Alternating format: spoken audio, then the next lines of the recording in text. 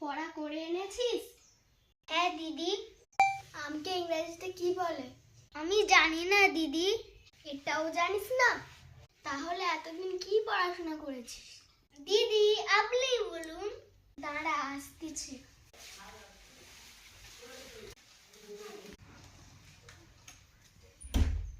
আমি গুগলে দেখে